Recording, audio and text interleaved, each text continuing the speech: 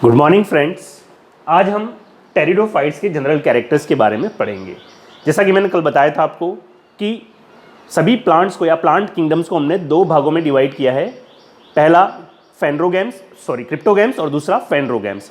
Cryptogams को हमने further 3 sub division में डिवाइड किया है। पहला है थैलोफाइटा, दूसरा है ब्रायोफाइटा और तीसरा है टेरिडोफाइट्स। तो हम उसी टेरिडोफाइट्स के बारे में आज यहाँ पे जनरल कैरेक्टर्स को डिटेल में स्टडी करेंगे।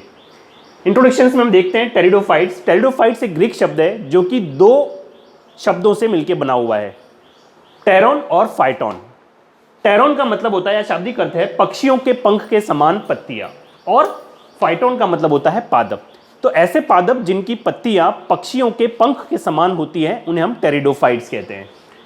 टेरिडोफाइट्स संवहनी क्रिप्टोगैम्स भी कहलाते हैं। जैसा कि मैंने कल बताया था आपको कि क्रिप्टोगैम्स में एक मात्र ऐसे प्लांट है जिनके अंदर संवहन पूल पाए जाते हैं। संवहन पूल जैसा कि जाइलम और फ्लोएम से मिलकर बने होते हैं, और ये संवहन पूल जो होते हैं वो टेरिडोफाइट्स के रंभतंत्र में पाए जाते हैं, रंभतंत्र का निर्माण करते हैं। तो संवहनी क्रिप्टोगैम्स इसलिए कहा जाता है क्योंकि इनके अंदर संवहन पूल पाए जाते हैं, और एक मात्र ऐसे क्रिप्टोगैम्स है जिनमें संवहन पूल पाए जाते हैं।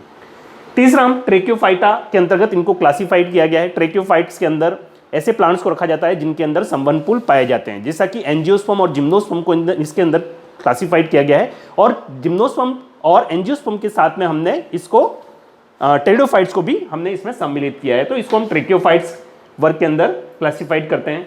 फिर ये प्रथम स्थलीय पादप है। प्रथम स्थलीय पादप होने का मतलब है कि पहले जमीन पर उगने वाले ये प्लांट है टेरिडोफाइट्स।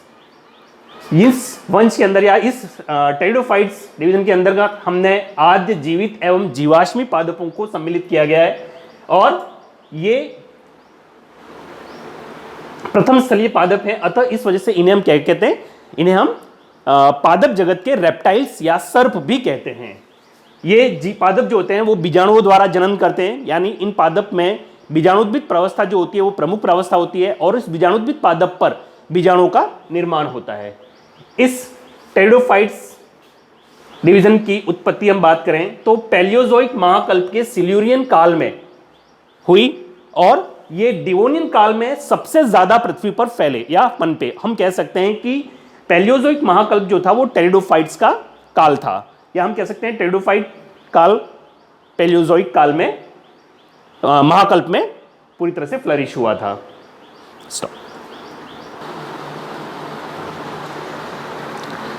अगला लक्षण या अगला कैरेक्टर जो है वो उसका आवास एवं स्वभाव है। पादप जनरली उनके स्वभाव से वार्षिक या बहुवार्षिक होते हैं। मतलब या तो पादप अपना जीवन चक्र 1 साल में या फिर 1 से अधिक सालों में कंप्लीट करता है। 1 साल में अगर कंप्लीट करता है तो वो वार्षिक पादप होते हैं, और अधिक वर्षों में अपना जीवन यापन करते हैं, अधिक वर्षों तक, तो उसे बहुवर्षीय पादप कहते हैं। पादप उष्णकटिबंधीय, उप उष्णकटिबंधीय एवं शीतोष्ण क्षेत्रों के नम छायादार स्थानों पर उगते हैं, और ये पादप जो है अधिकांश इसकी प्रजातियां जो वो स्थलीय, पहले ही बता चुका हूं मैं आपको, स्थलीय पादप जो होते हैं जिसमें साइलोटम, लाइकोपोडियम, इक्विसिटम आदि इसके एग्जाम्पल है। कुछ प्रजातियां इसकी जलीय आवास में भी पाई जाती हैं जैसे मार्सिलिया और ओजोला, और कुछ प्रजातियां इसकी मरुद्भिदीय आवास में पाई जाती है। मरुद्भिदीय आवास में पाई जाने वाली प्रजातियों में सिलेजिनेला, लेपिडोफिला, सिलेजिनेला रुपेस्ट्रिस, सिलेजिनेला राजस्थानेंसिस, ये कुछ प्रजातियां हैं जो कि मरुद्भिदीय आवासों में पाई जाती है। अगले कैरेक्टर की हम बात करें इसकी पादप संरचना। पादप संरचना, क्योंकि मैं पहले ही बता चुका हूँ, ये पादप अंग स्तर तक विभेदित होते हैं। इनकी बाह्य संरचना आप देखें तो पादप जो होता है वो बीजाणुद्भिद अवस्था में होता है, बीजाणुद्भिद अवस्था और युग्मकोद्भिद अवस्था, यानी किसी भी पादप की जीवन चक्र में 2 अवस्थाएं पाई जाती है। एक तो बीजाणुद्भिद प्रावस्था और दूसरी होती है युग्मकोद्भिद प्रावस्था। बीजाणुद्भिद प्रावस्था में वे पादप आते हैं जिन पर बीजाणु धानियां होती हैं, और बीजाणु धानियां जो होती है वो बीजाणुओं को धारण करती है। और इन पादपों की यानी टेरिडोफाइट्स की बीजाणुद्भिद प्रावस्था जो होती है वो प्रमुख प्रावस्था मानी जाती है, और इस पर युग्मकोद्भिद प्रावस्था जो होती है वो निर्भर करती है। युग्मकोद्भिद प्रावस्था जो होती है उसमें एक गैमेटोफाइट का निर्माण होता है, जो कि हम आगे नेक्स्ट स्टडी करेंगे। तो हम बात करते हैं पादप की संरचना, बाह्य संरचना। पादप का बीजाणुद्भिद या स्पोरोफाइट होता है जो जड़, तना और पत्ती में विभेदित होता है। पादप की जड़ जो होती है वो अगर हम बात करें तो इसमें प्राथमिक जड़ जब पादप उत्पन्न होता है तो पादप की प्राथमिक जड़ जो होती है वो अल्पकालिक होती है, लेकिन ये जड़ जो होती है वो बहुत ही जल्दी अपस्थानिक यानी एडवेंटेशियस रूट्स के द्वारा स्थानांतरित की जाती है या प्रतिस्थापित कर दी जाती है। जड़ें शाखित व कोमल होती है। अगर हम स्तंभ की बात करें, स्तंभ शाखित होता है। शाखन एक लाक्षी या द्विभाजी शाखन हो सकता है। एक लाक्षी शाखन का मतलब होता है मोनोपोडियल ब्रांचिंग।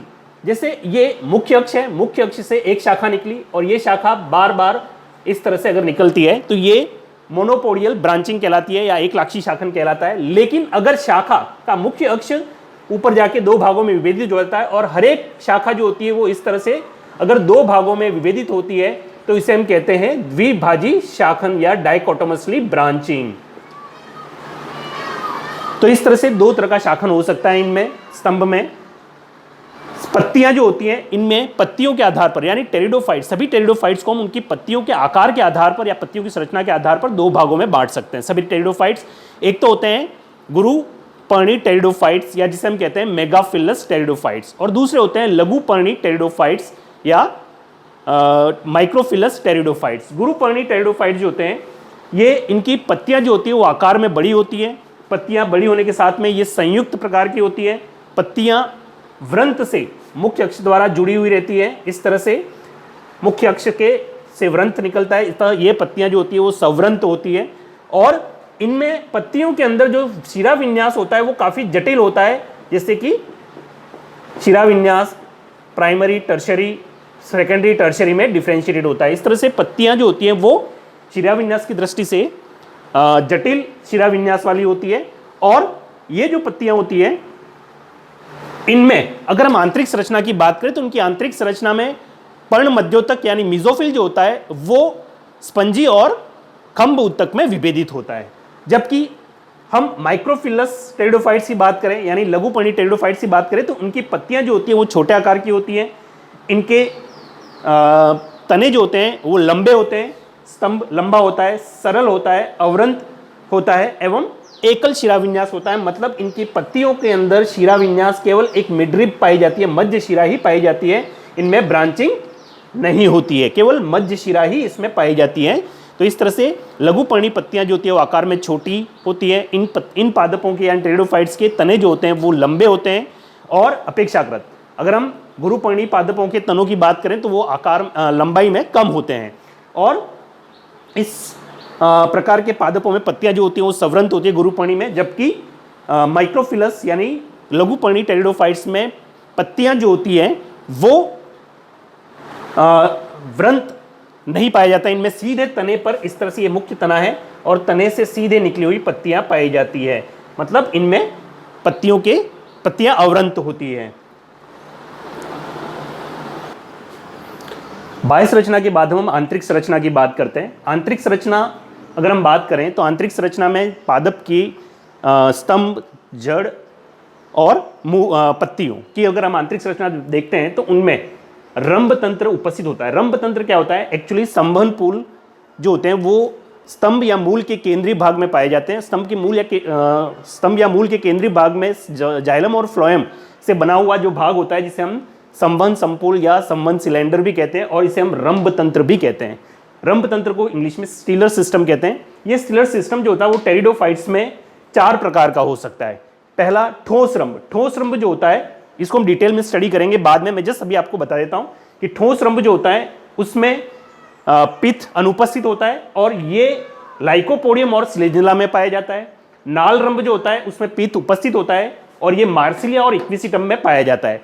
हमारे सिलेबस में हम जब बात करेंगे तो या तो ठोस रंभ होगा या फिर नाल रंभ होगा।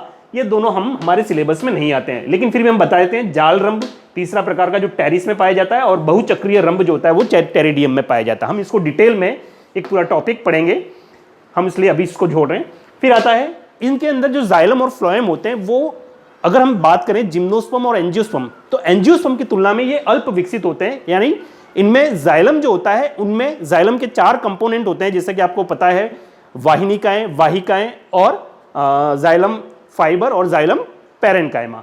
तो इनमें से वाहिकाओं का अभाव होता है, यानी जाइलम वाहिनिकाएं पाई जाती है, जाइलम पैरेन्काइमा होता है और जाइलम फाइबर पाया जाता है। फिर होता है फ्लोएम।